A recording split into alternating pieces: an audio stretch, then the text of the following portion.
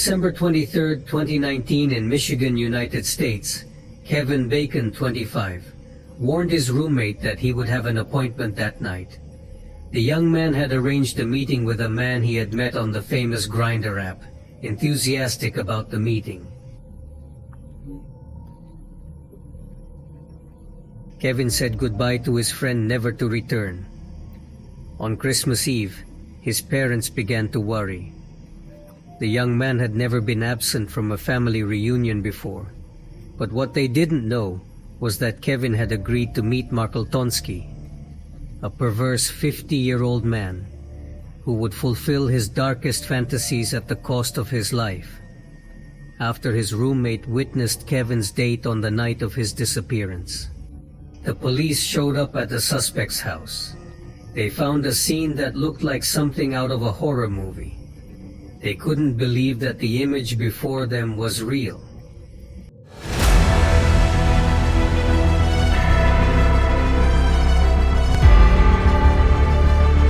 Kevin Bacon was born on November 28, 1994, into a close-knit family. His mother, Pamela Avenger, his father, Carl Bacon, and a sister, 1 year older, completed the family.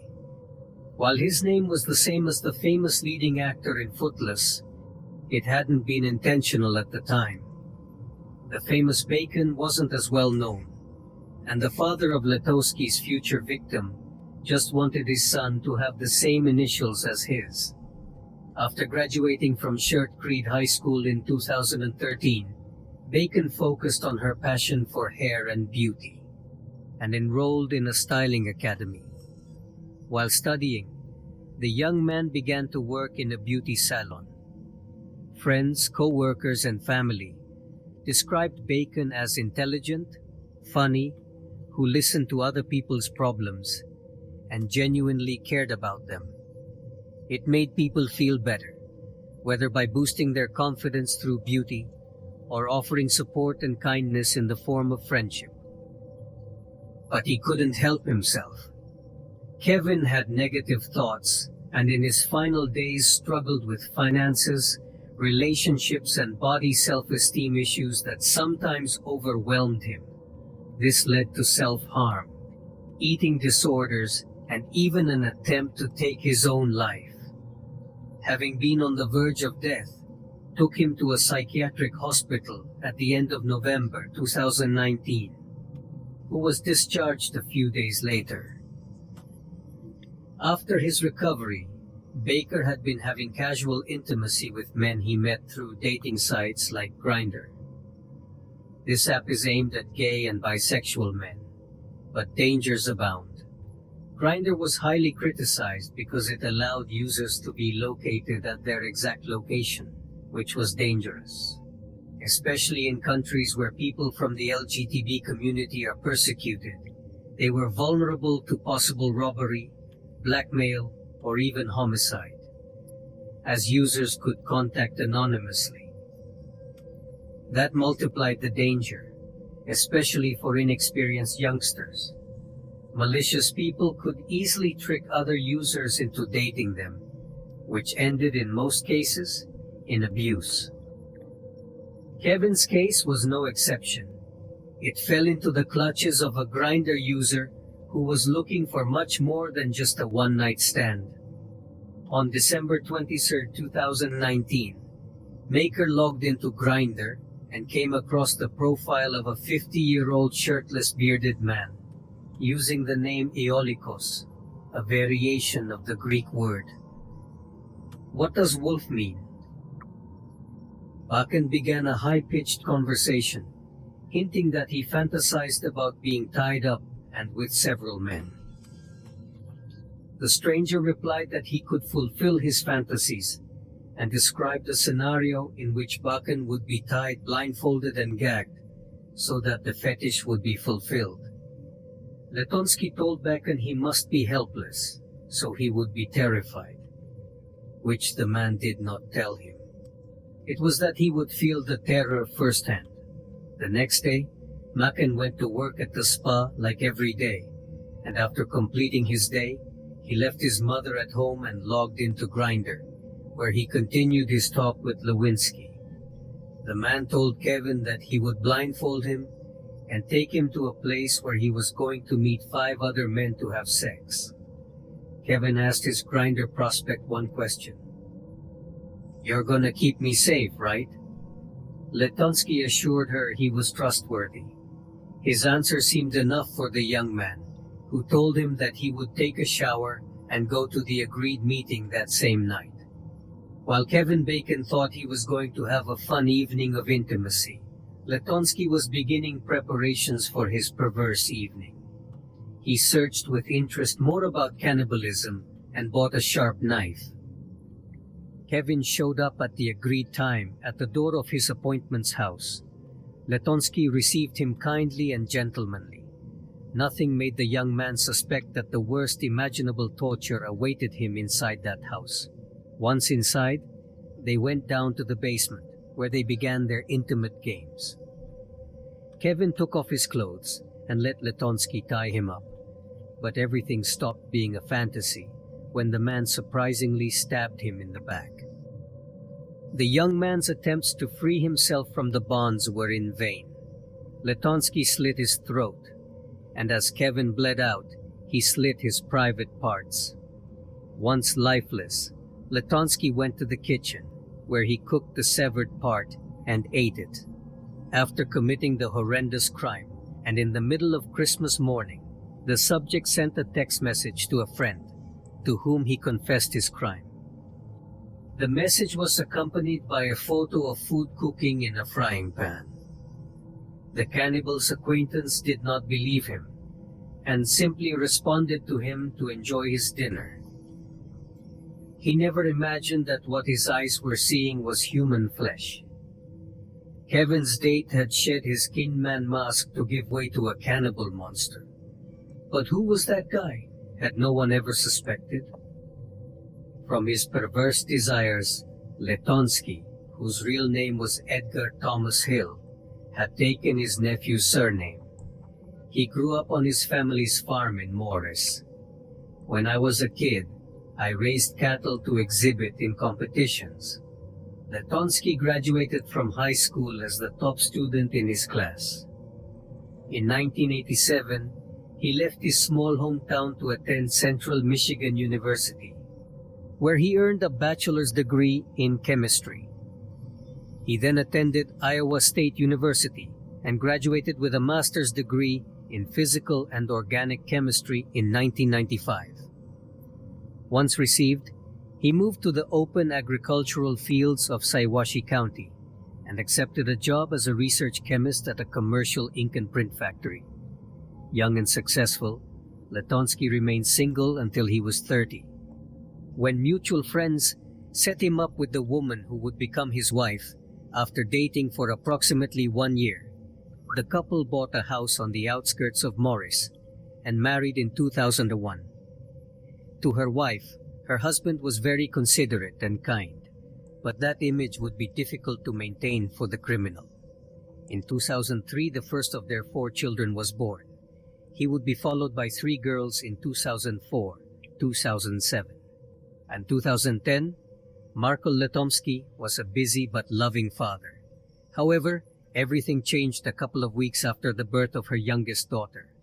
Something seemed different. With his behavior, the man began to say things that made no sense. Emile convinced her husband to seek treatment, and he did, but only to appease her. He was prescribed medication, but he stopped taking it almost immediately and admitted his wife that he'd been cheating on her with men she met online. After the infidelity came to light, the couple began sleeping in separate beds, and Latunski's mental health continued to deteriorate.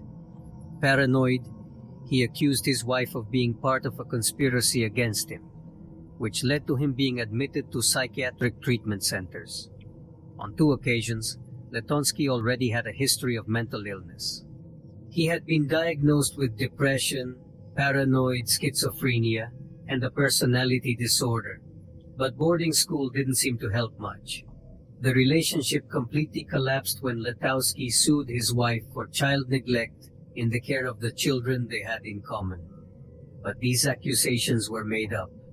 She and the children moved out of the family home, and the divorce was filed in May 2012.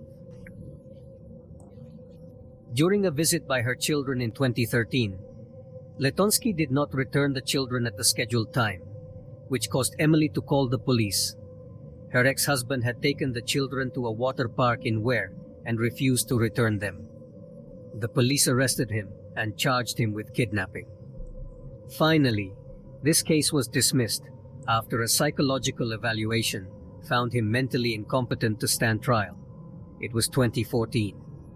The authorities had missed a valuable opportunity to keep man's perversions out of society. In 2015, Latunski married Jamie Arnold, who learned of his partner's mental health problems.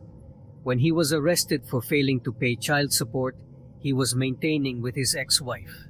She finally separated from Latunski and moved out of the house in September 2019, just a few months before she committed the atrocity against Kevin. That same year, after working as a chemist and laboratory director for 12 years, he was fired again, single and unemployed. Mark Latunski needed income to support himself. He tried to find occasional jobs as a maintenance person and contractor, but it didn't work out. Instead, he sought work as a male escort, using the alias Eolikos under that pseudonym. He would give free rein to his darkest desires. Family members reported Kevin Bacon missing after he didn't show up for the goodnight reunion. Over the following days, they distributed leaflets, organized search groups, and used social media to try to locate him. At that moment, her roommate remembered what the young man had revealed to her. That he was meeting someone from Grindr? This information was not only revealed to the authorities, but was also spread on social networks in the hope of obtaining some information about his whereabouts, among other users of the application. So an anonymous message gave them the key to finding Kevin's date. This person reported that he had been a user who had had several encounters in which his dates. They ended up escaping in horror from her basement. The informant sent a screenshot of a profile with Latunski's photo, and the police recognized him.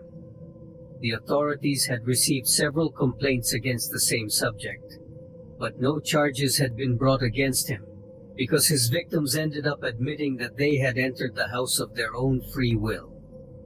Once again, the police had missed an opportunity. Stop the monster behind the bars. They spent 3 days of intense searching and finally located Kevin's car parked at the General Dollar Store. Something was wrong. His belongings, including his cell phone, were in a grocery bag in the back seat. At that moment, they knew that something very bad had happened to the young stylist. After the discovery, authorities arrived at Lewski's home. They were surprised when the man did not resist and opened the door of his home for them without problem. When the officers toured the house and went down to the basement, they found the missing boy's body hanging from his ankles, as if it were a piece of meat.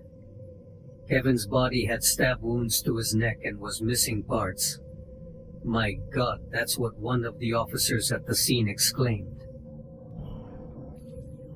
Everyone present was horrified.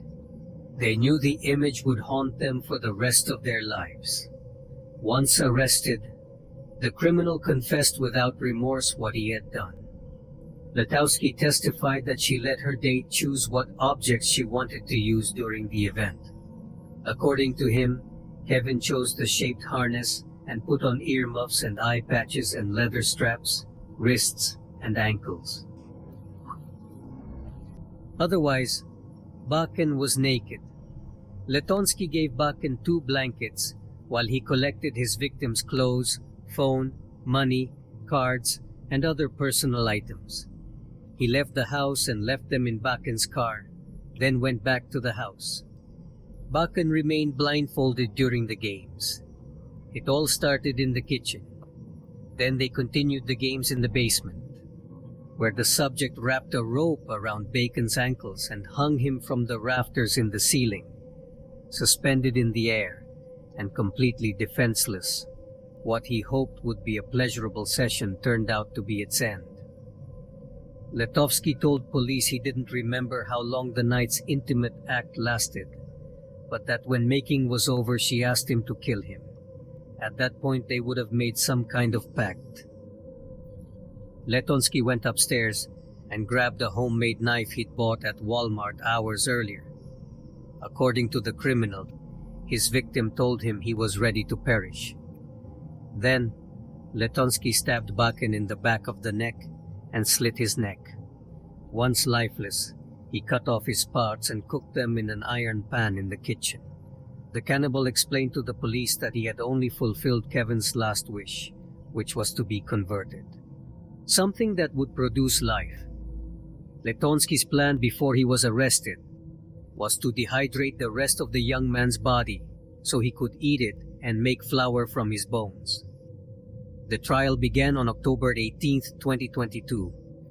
The father of the murdered young man stated that he found it difficult to believe that Kevin had made a suicide pact with someone. Your son was planning to go back to school. In January, I had just started a new job, and things had begun to improve for him.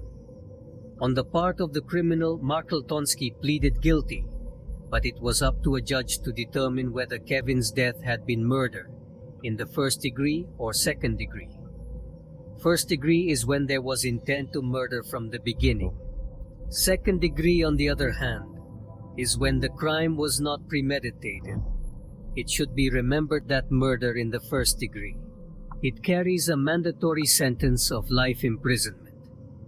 Latunski was initially declared incompetent to stand trial, but this situation changed after the mental health treatment provided to him by his defense. His lawyer tried to argue that her client was not in good mental condition, and pointed out that Latunski allowed police to enter the house knowing that Bacon's body was hanging from the ceiling, according to the lawyer.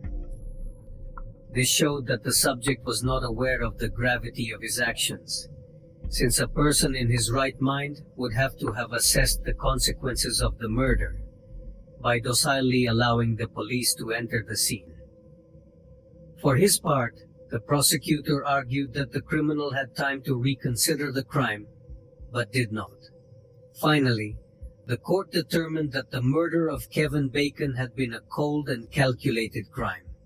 The young stylist's demise was meticulously engineered by Michael Dinsky, who was fully aware of what he was doing.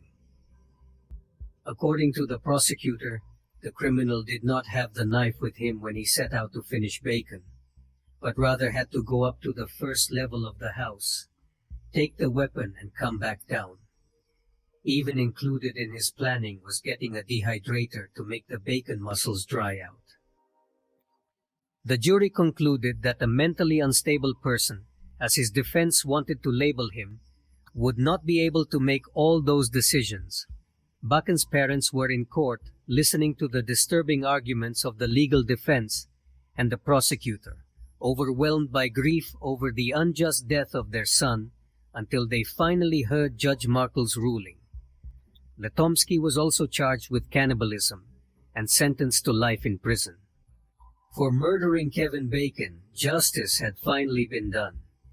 The family knew that this closure would not bring Kevin back, but at least their son could rest in peace knowing that his executioner would spend the rest of his life behind bars.